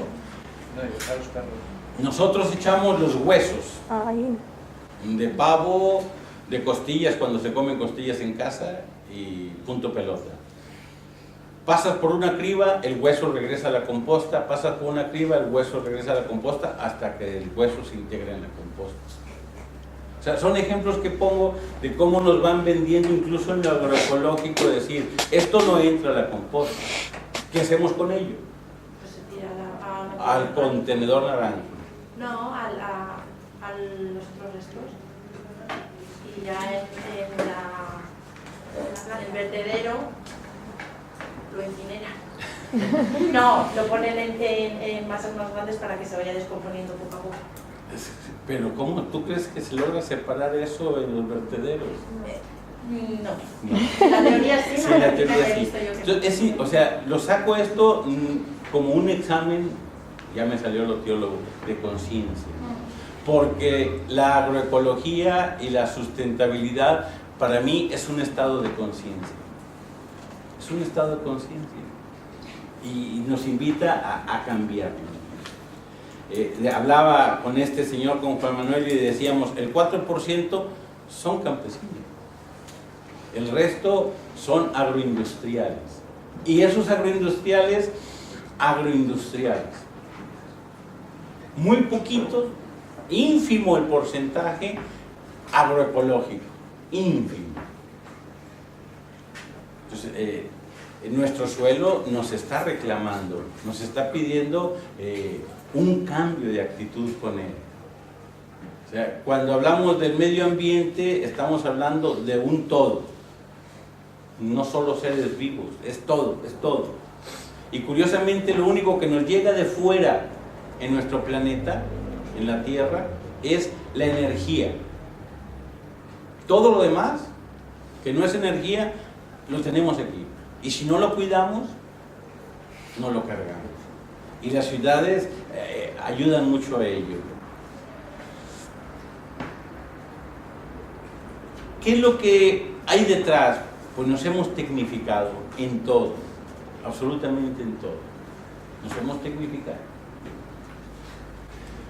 Antiguamente las facultades tenían la calefacción en las aulas, ahora la tenemos en los pasillos.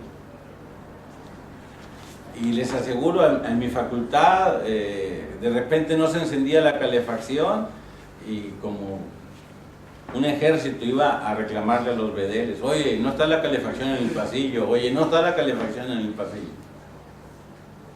O sea, la actitud interna a mí me parece interesante. Les hablaba de la revolución verde, ¿no? Pero de ahí pasamos a la revolución genética, a los transgénicos. La revolución verde fue maximizar el espacio.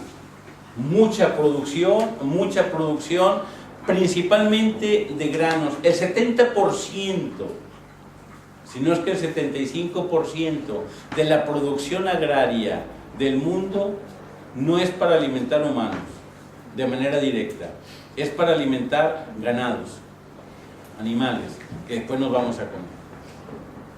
Por ejemplo, nosotros manejamos en nuestro sistema, en el método intensivo, una estructura muy sencilla que decimos 60-30-10.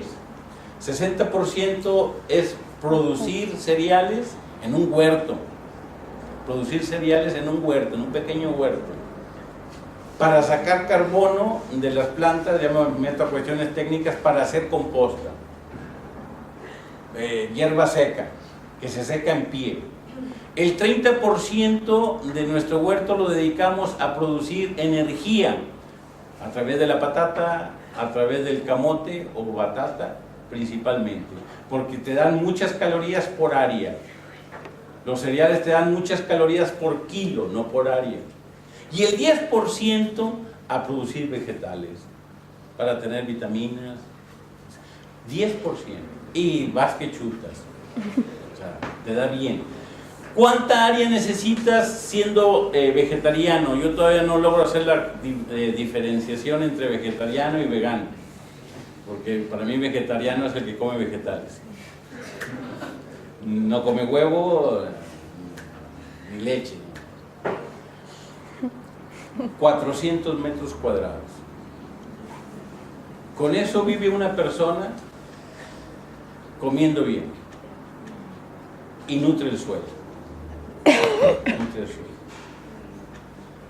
Pero hay que dedicarse,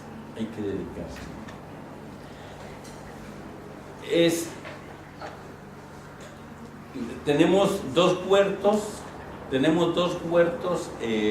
en la Universidad Complutense y estamos maravillados. Cantarranas, ya lo señaló María, y Savia Bruta, Javier Garrido, el huerto Javier Garrido, en Somosaguas. No tenemos más.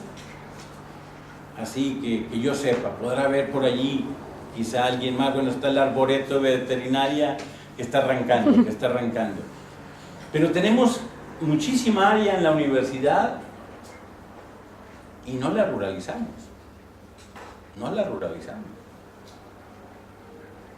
Y yo creo que nosotros hablamos en Savia Bruta de que sembramos semillas y cosechamos ideas. O sea, hay que tener un estado de conciencia, un cambio hacia allá, indistintamente de la especialidad en la que nos estemos trabajando en nuestra vida. O sea, el huerto Savia Bruta funciona muy parecido al de Cantarranas, solo que menos gente, más pequeño. Estamos allá en el exilio, en Somosaguas. Y siempre ha habido clases. Siempre ha habido clases. Pero es interesante, ¿no? O sea, ofrecer alternativas. ¿Está algún otro huerto por allí en la Facultad de Agronómica? No sé si aquí tengan huerto en montes, en forestales. En montes hay, en agronómica. En agrónomo sí, yo tomo algunas materias en agronomía y ahí veo el huerto, ¿no? Yo hablo de una ecología, pero siempre pongo el ejemplo de la rana. Para estudiar la rana en la secundaria, ¿qué hacíamos? Abrirla, no la cargábamos. Entonces, a veces me da miedo que la ecología se cargue el medio ambiente. Estudiándolo tanto, no lo podemos cargar, como la rana.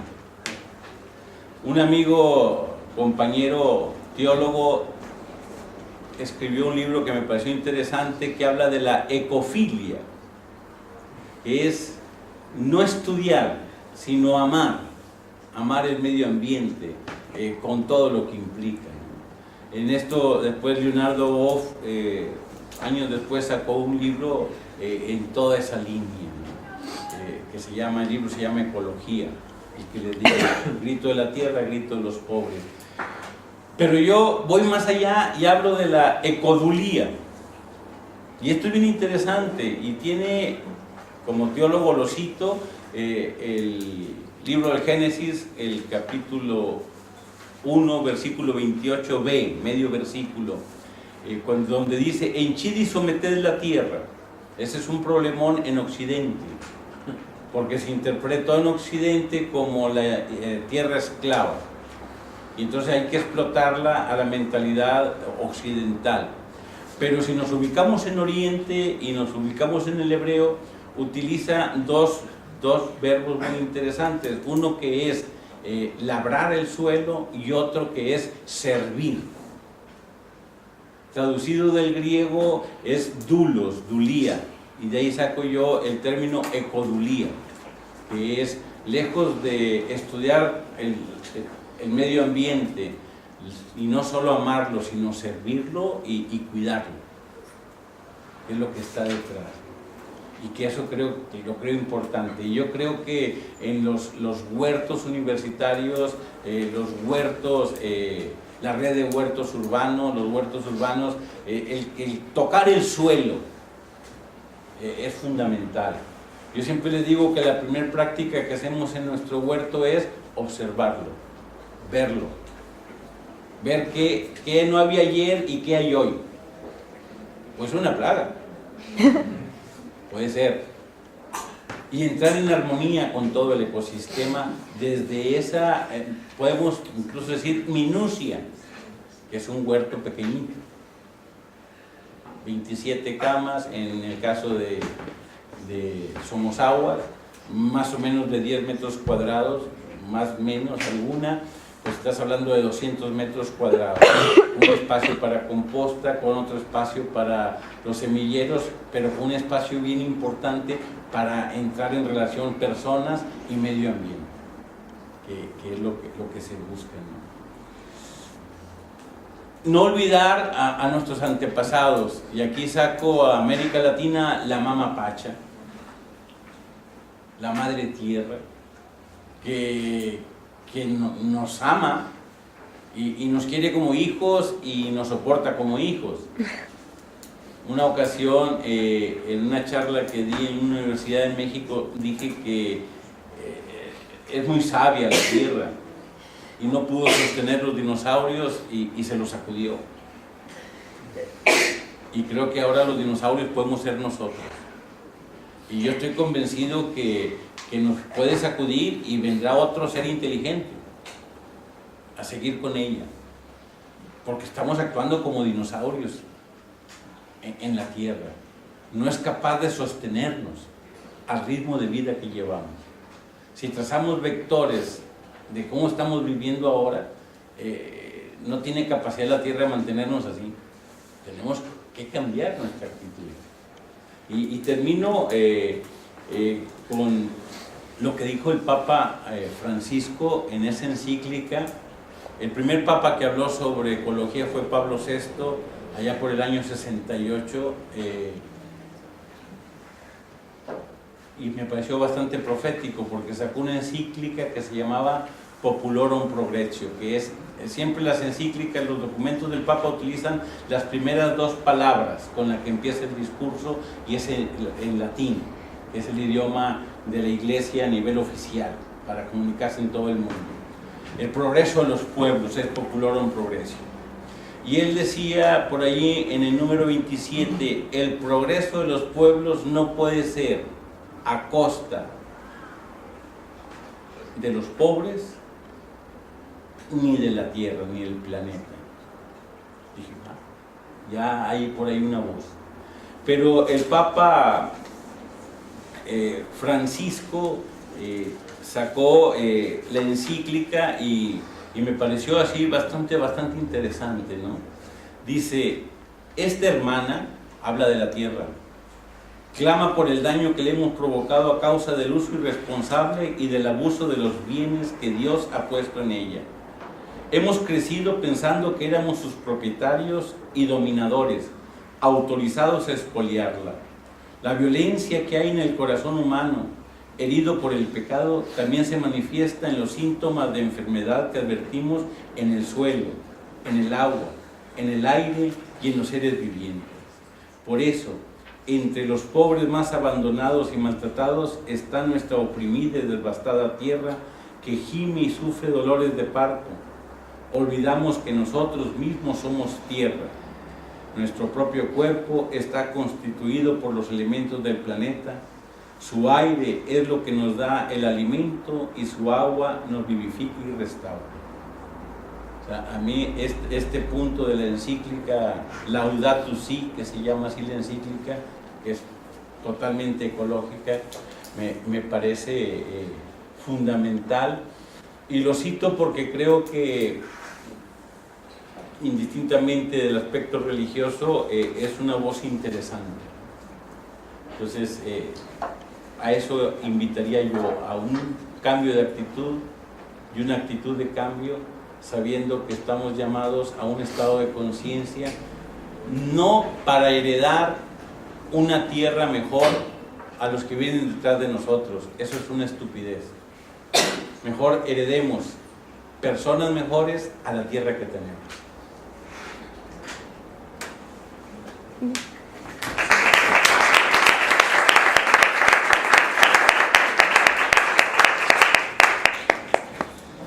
Gracias, Julio.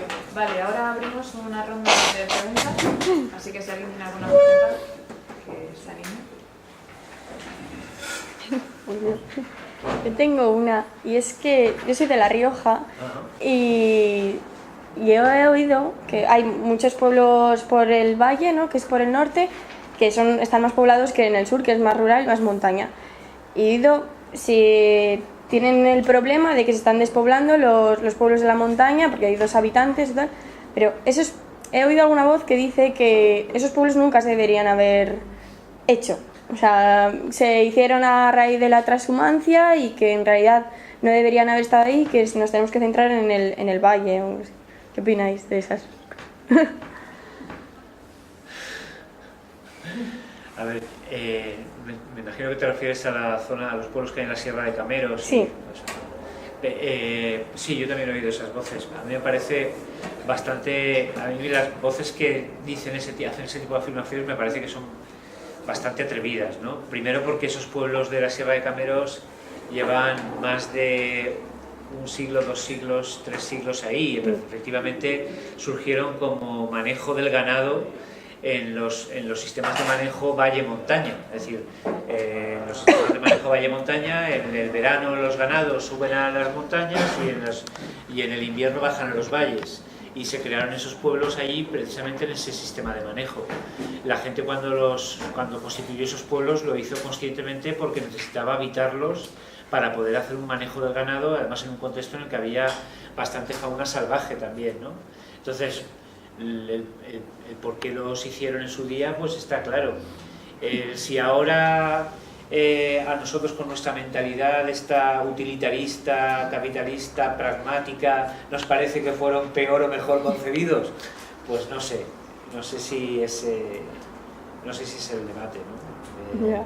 Pero en general, o sea, hay un problema, por ejemplo, con el patrimonio, o sea, que en lugar de hablar de pueblos, nos ponemos en patrimonio, y es verdad que hay patrimonio ganadero, rural, que tiene su valor, pero es verdad que han cambiado los modos de gestión del territorio, o en este caso los modos de vida, dices, y están protegidos y no sabemos qué hacer con ellos. Entonces, no basta con decir estos pueblos tienen sentido o no, sino que hay que encontrarles cuál es su papel hoy. O sea, si no, pues evidentemente, o sea, es verdad que en general, pero es que tú tenías los mapas que nos habéis visto aquí, o sea, es que si dejamos la tendencia que no es natural, que es la tendencia de este sistema hoy, pues la población estaría concentrada, en nuestro caso, en Madrid y en toda la costa. Pero podemos imaginar, o sea, y necesitamos imaginar otro modelo, y a lo mejor en ese modelo sí que tienen un papel esos pueblos. O sea, que es que no es una pregunta que se conteste así, es que depende. O sea, como en general casi todo depende. Claro. Lo que la Sierra de Cameros es una zona ubicada dentro de la Red Natura 2000, ¿vale? Entonces es una sierra que prácticamente toda, en principio, está sometida a un régimen de protección natural por un convenio de la Unión Europea, por una directiva de la Unión Europea, perdón. ¿Vale? Lo que resulta curioso es cómo llegamos a proteger los paisajes y los ecosistemas obviando a las personas que viven en ellos, ¿no? Cuando realmente la Sierra de Cameros hoy por hoy es así porque durante siglos se pastoreó, se manejó, se llevó el ganado y se fue configurando un tipo de sistema, ¿no? De ecosistema. Entonces, hoy uno de los debates respecto a todo ese tema, ¿no? De los espacios de protección es que probablemente haya que reinvertir, como dice María, en el territorio para ver exactamente cuál es la función que tiene hoy en día. Probablemente no sea únicamente el ganado como entonces, ¿no? Pero lo curioso en todo caso es que siendo un paisaje protegido, hemos protegido el paisaje, pero no hemos protegido a las personas que viven en él, ¿no? Y es un paisaje que no se entiende sin las personas.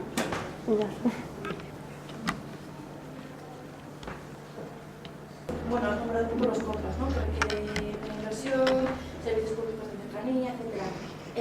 ¿Cuáles serían los pros? Los pros de la política de repoblamiento, dices. Sí. No son contras, es decir, yo no los concibo, para mí no lo estaba planteando como contras, es decir, el contra no es que hay que invertir dinero, que hay que destinar servicios públicos, son cosas que se dan por hechas, es decir, si tú apuestas por el mundo rural y apuestas por una política de lucha contra la despoblación y de equilibrio territorial, sabes que tienes que poner dinero en política de desarrollo rural, sabes que tienes que poner dinero en servicios públicos, sabes que tienes que incentivar fiscalmente a la gente que se queda en el territorio, sabes que tienes que hacer una política de vivienda, sabes que tienes que hacer una política de acceso a la tierra, por ejemplo.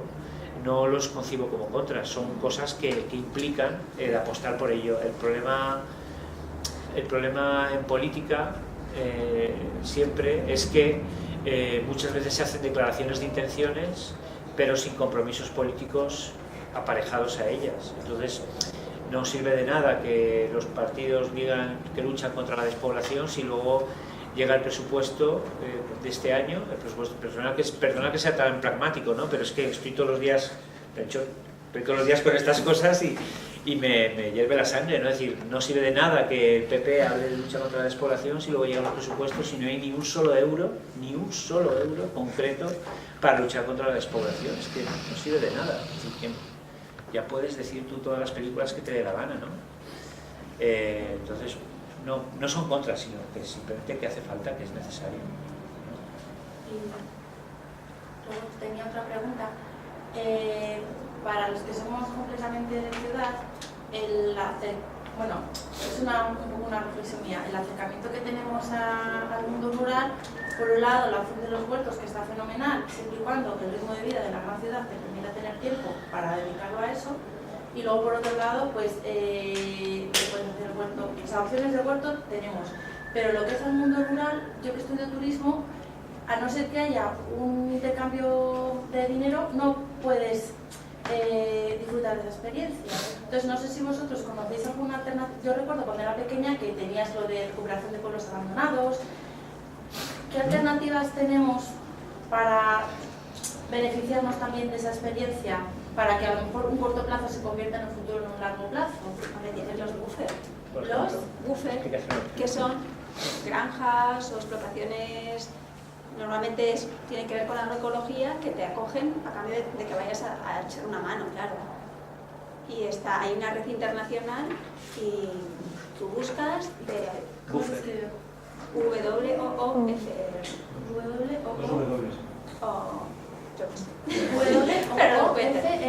Sí.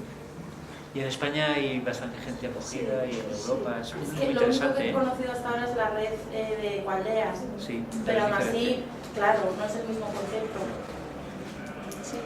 Y hay unas granjas muy interesantes para ver. El Jeromo está dentro de la red. Jeromo está. Yo estuve hace poco en la Lentejo, que es una pasada.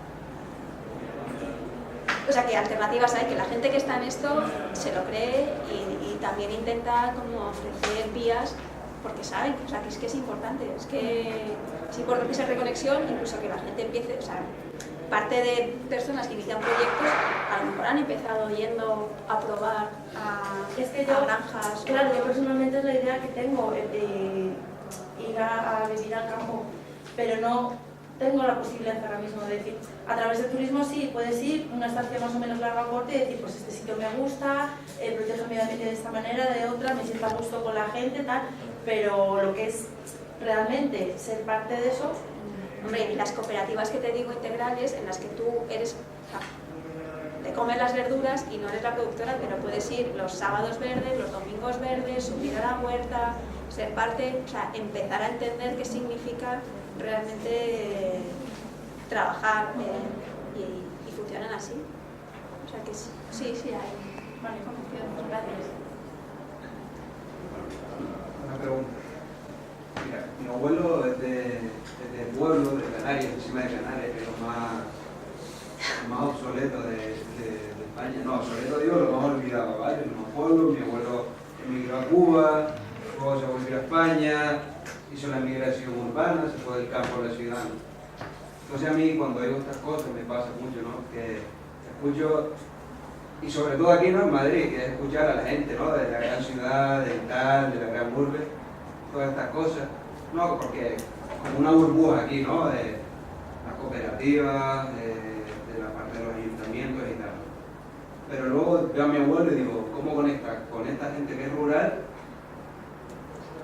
Con gente que yo, o sea, y a mi pesar creo que está desligada de la tierra, o sea, hablas con mi abuelo y te va a decir, es que ¿qué me vas a contar? Si me he explotado toda mi vida, ¿sabes? Es que no vale el modelo de tu abuelo. O sea, que yo eso lo sé, o sea, que yo, mis padres, o sea, que yo vengo de familia labradora. Mis padres salieron huyendo, vamos. Es que tú les dices que quieres volver al campo y te dicen, pero, o sea, han huido de eso.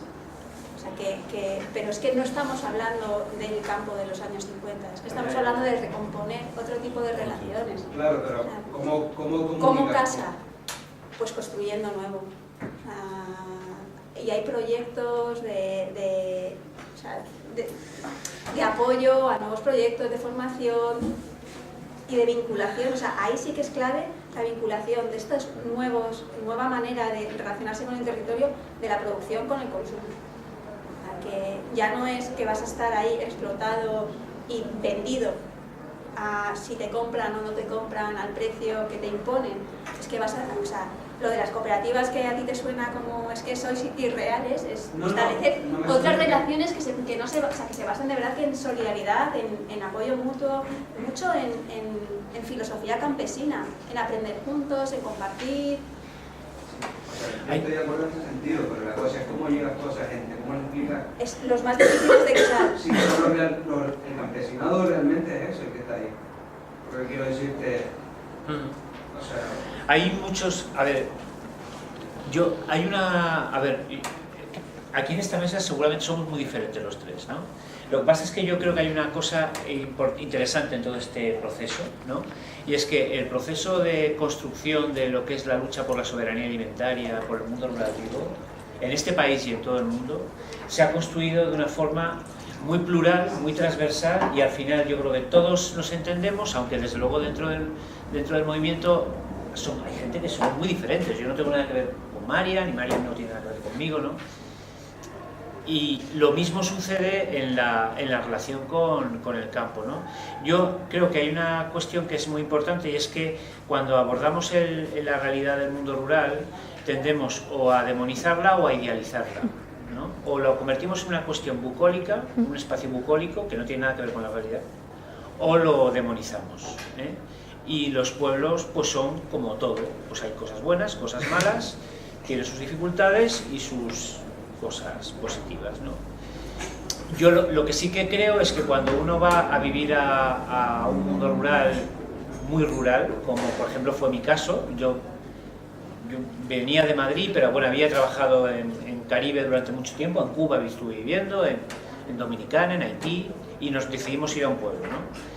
Lógicamente tienes que hacer un esfuerzo por conectar con la gente del territorio, pero yo creo que ese esfuerzo nos pasaría en cualquier circunstancia. Cuando tú vas a una ciudad o a un barrio, intentas establecer relaciones, ¿no? Nunca llegas y simplemente te enfrentas a ellos o no tratas de relacionarte, ¿no? Lo que pasa es que en un pueblo se da la circunstancia de que todos nos conocemos, y al final las relaciones tan estrechas, somos tan pocos que todos sabemos todo de todos. Por lo tanto, ellos saben hasta cuándo salgo a tender la ropa y cuándo no, y cuándo nos peleamos y cuándo no. Es decir, somos muy pocos y te conoces, ¿no? Pero construir esa relación con los vecinos del mundo rural, con la gente que vive en el mundo rural, es para mí, es algo básico, esencial. O sea, no puedo andar a tortas con la gente con la que convivo. Y en un pueblo de 30 habitantes convivo con los 30.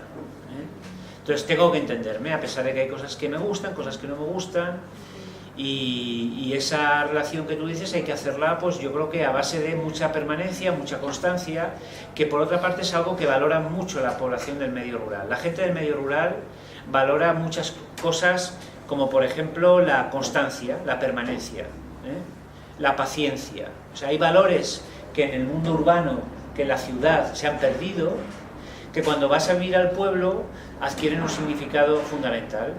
La paciencia, la constancia, la permanencia, que ellos sepan que no te vas a la primera de cambio, que estás dispuesto a echar el tiempo que sea en hablar con la otra persona hasta que llegues a un acuerdo sobre el muro dichoso, ¿vale? Entonces, son diferentes tiempos, diferentes prioridades a la hora de establecer las relaciones, y yo creo que siempre encuentras formas de abordarla. Ayer vi un vídeo, ayer estuve en Navarra en otra historia que habíamos montado sobre estas cosas precisamente, y la gente de la zona de Tafalla y demás hicieron un vídeo entrevistando a la gente mayor de la zona de Tafalla sobre el manejo tradicional de los sistemas de riego, ¿vale? En Navarra el tema del regadío, el tema del agua es muy complicado, muy problemático, muy conflictivo, y sin embargo, pues en las entrevistas a la gente mayor sobre cómo hacían el manejo tradicional del sistema de riego, te reconoces y al final sientes que esas personas mayores de 80 años que hacían un sistema de manejo de riego tradicional están más cercanas a lo que tú consideras ambientalmente de lo que en un principio pensabas, ¿no? Pero requiere tiempo. El medio rural requiere tiempo y paciencia.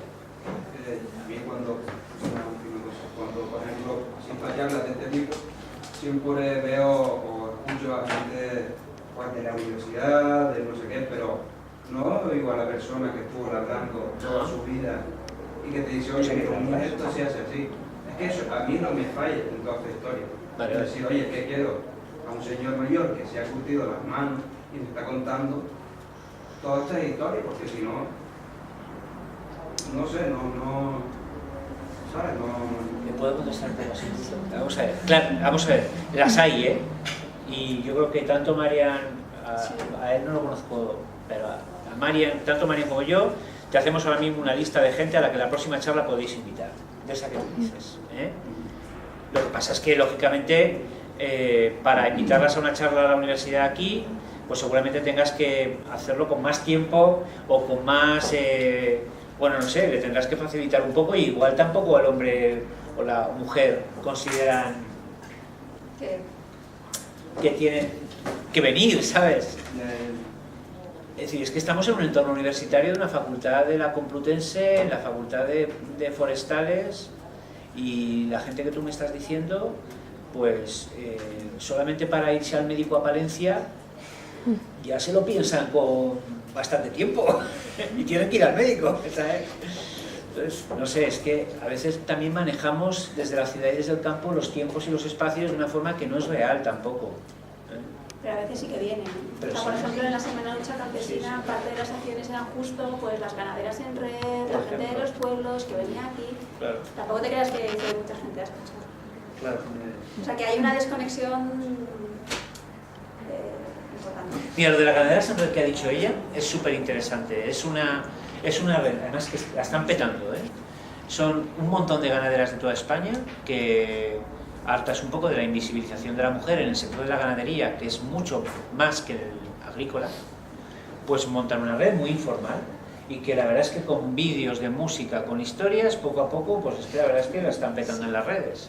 Y luego las conoces a ella, a cada una de ellas, a las de La Rioja, a las de Navarra, a las de Castilla y León, a todas, y son ganaderas, de todos los días. A una ganadera, para que una ganadera deje su rebaño y venga a Madrid, tiene que organizárselo muy bien. O sea, una ganadera no puede dejar su rebaño de ovejas y venirse a Madrid un día, porque los animales comen todos los días. No tienen días festivos. Entonces, ¿y si ella la extranjero? Bueno, colectivo. Sí, No era la yo estuve en Asturias hace poco en una explotación ganadera y la mujer pertenecía a esta red, entonces decía, pues tengo que viajar a no sé qué, y ella decía, mira, es que paso, porque es que es un lío, porque te tienes que ir, estás 3 días fuera, no estoy aquí, le embargo a mi marido, y que decía que no, que es que ella pues es sus vacas y punto. Y también le decía, pues ¿por qué no cambias esto de la casa rural o tal? Y decía, mira, no, es que con las vacas ya tengo bastante, no se complica la vida con más. que hace muy bien. Sí. O sea, que a veces también estamos nosotros aquí mucho hablando, pero luego estamos metidos en un productivismo igual Claro. que, o sea, Claro. militante o para convencer y tal, pero es que No, ella en el pueblo y con las vacas es feliz. perfecto.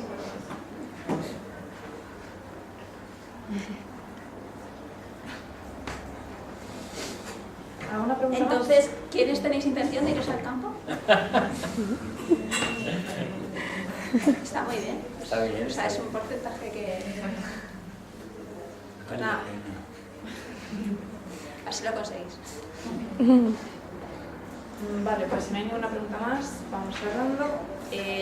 Dar las gracias a los y la ponente por haber participado en estas jornadas y por habernos ayudado frente a este dilema, revitalizar lo rural o ruralizar lo urbano. Gracias a vuestras intervenciones y a vuestro conocimiento sobre el tema que hemos tratado, nos llevamos una toma de conciencia respecto a nuestros usos del suelo, respecto a nuestra alimentación. Gracias a vosotros nos hemos dado cuenta de que no es tan simple volcarse de lleno en este tema, que necesitamos apoyarnos en políticas de desarrollo rural que no son agrarias exclusivamente, que el mundo rural equivale a nuestra memoria histórica, una memoria rural y que ha de ser cuidada, que no debemos olvidar las sinergias campo-ciudad que están llenas de relaciones y que van más allá de esta, y que de nuevos modelos urbanísticos nacen nuevas relaciones y nuevos enfoques para aproximarnos a una tierra, como habéis dicho, que está llegando a un límite y hay dos caminos que tomar. Uno en el que nosotros tomemos conciencia y hagamos algo al respecto, o esperemos a que el sistema en el que nos hemos visto envueltos nos lleve al colapso. Así que esta decisión está en todas nuestras manos. Gracias por venir a todas y damos por concluida la cuarta sesión de las jornadas.